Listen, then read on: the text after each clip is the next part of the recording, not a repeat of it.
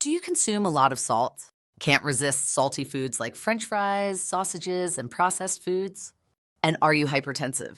Or do you spend most of your time sitting without exercising? Do you think your blood pressure medication alone should solve your hypertension problem? Think again. In this video, I will talk about 5 serious and common mistakes that a hypertensive person cannot make. If you or someone in your family is making any of these mistakes, it's important to correct them as soon as possible because it can lead to a series of complications that will affect your health. Hypertension is the leading risk factor for death worldwide. More than smoking, more than having diabetes, obesity, or high cholesterol, hypertension is like a ticking time bomb inside us. If we're not careful, it can detonate and cause serious damage to our body, such as heart problems, strokes, kidney disease, and even eye damage. It's serious. Are you making any of these serious mistakes? Are you scoring an own goal against your health? I hope not. I'm not here to judge if you're making mistakes. I'm here to help you. However, mistake number 1 is the most frequent, so stay until the end to find out. But first, like the video, because the more people like it, the more YouTube distributes it to people who don't have access to doctors or hospitals. Many people are hypertensive. 35% of adults suffer from this problem, or more than 60 million people. Sharing the video with your friends and family helps. So don't hesitate, share it. And tell me, are you hypertensive and making any of these 5 mistakes? Where in the world are you from? Write it down below. Let's go. The blood pressure you measure at home or at the health center reflects the pressure your circulation is under. Think with me. When blood pressure is high, our internal organs suffer. The heart, for example, needs to work much harder to pump blood, which can lead to serious heart diseases like heart attack, angina, and heart failure, and the brain is not spared. Uncontrolled hypertension increases the risk of strokes. It's the leading cause of both ischemic and hemorrhagic strokes and can even lead to death. It's a real danger. Hypertension ages blood vessels. It hardens them, increasing cardiovascular mortality. But do you know what the main problem with hypertension is? It's silent. It doesn't cause nosebleeds, headaches, chest pain, or shortness of breath. That's why many people don't know they are hypertensive. I ask my patients, when was the last time you measured your blood pressure? They can't say. 2 years ago, 5 years ago, never. According to the hypertension consensus, all people over 18 should measure their blood pressure at least once a year at the doctor's office and be aware of their pressure. So what are the 5 serious mistakes that a hypertensive person cannot make? Mistake number 5, not measuring blood pressure or measuring it incorrectly. Checking blood pressure at home is an important part of treatment. Do you have a blood pressure device at home? Is it well calibrated? Does it have the in-metro seal? It's important to check your blood pressure at least once every 15 days, or, as I recommend to my patients, measure it twice a week at different times. Why? The only way to know if your medications are working is to check your blood pressure regularly. It gives you the sense that you're in control of your disease, that non-drug changes like exercise, diet, and sleep are working. You become more motivated when you see that your pressure used to be 14 and now it's always below 11. Also, measuring your pressure at the doctor's office is different from measuring it at home. There are people who get tense during the consultation and their pressure rises, white coat, hypertension, or the opposite. When they go to the doctor, they relax and the pressure normalizes, but at home it's high, which we call masked hypertension. Regularly measuring at home helps your doctor better track your treatment. How to measure blood pressure correctly at home? First of all, 30 minutes before measuring, you should not have smoked, consumed coffee or caffeine, or exercised. You should not have a full bladder. And 5 minutes before starting, you should sit down and remain seated. During the measurement, the cuff must be the right size.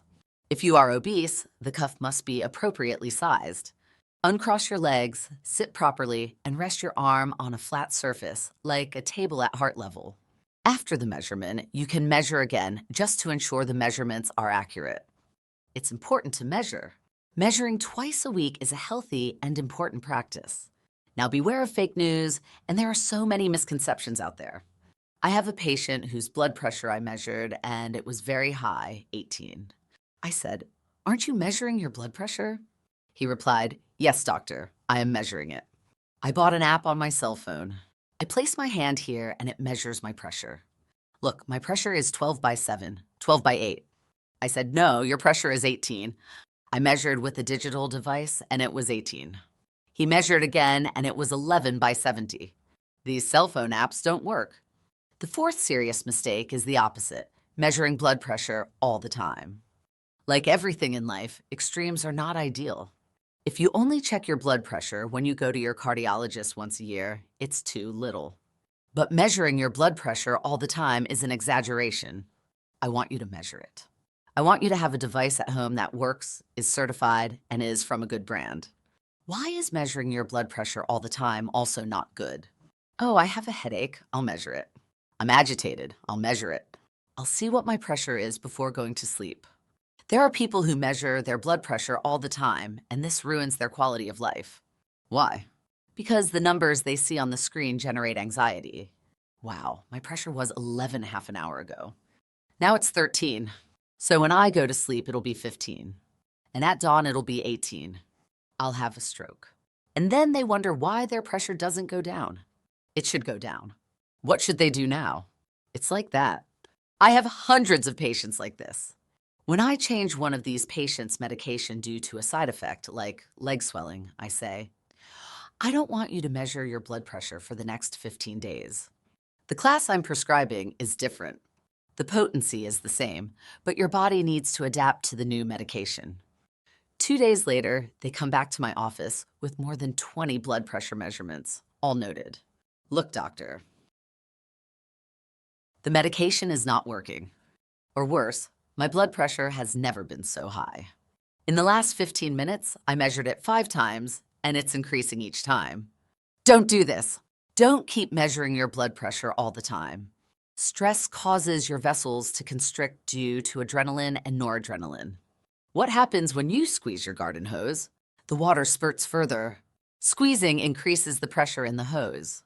So stress does this to your arteries. Measure twice a week, or if you've done a map and your cardiologist said it's okay, you can measure once a week or once every 15 days.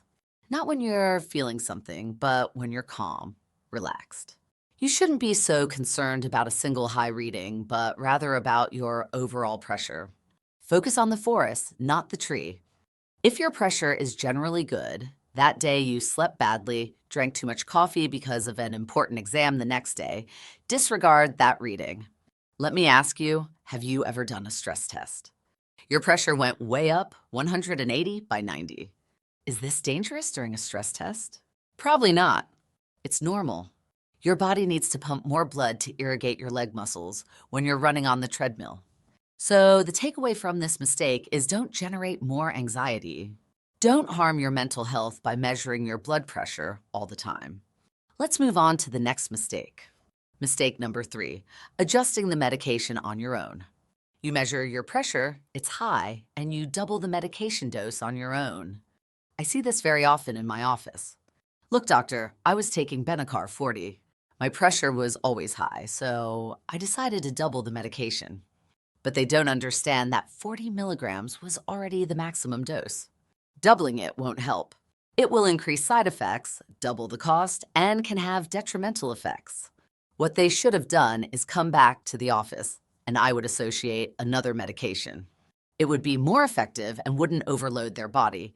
There are other cases where the person doesn't have a hypertension diagnosis, is under stress, measures their pressure, it's high, and decides to take their spouse's medication. They schedule an appointment 3 months later and mention this.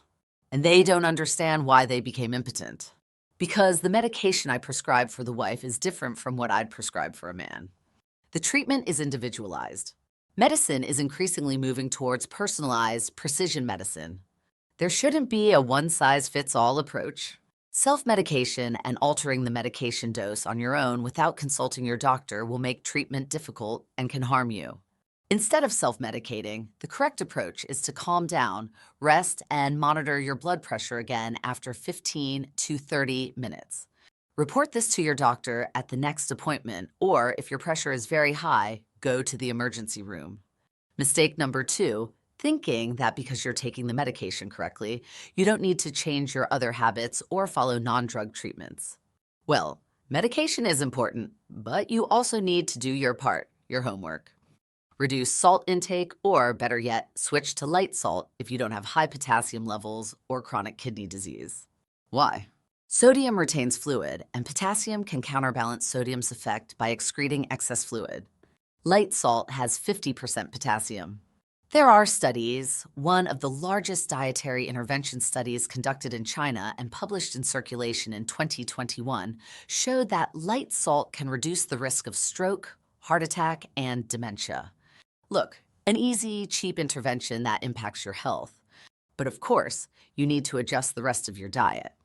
Do you consume a lot of salt or sodium-rich foods like processed foods, yellow cheeses, sausages, snacks, sodas, including diet sodas?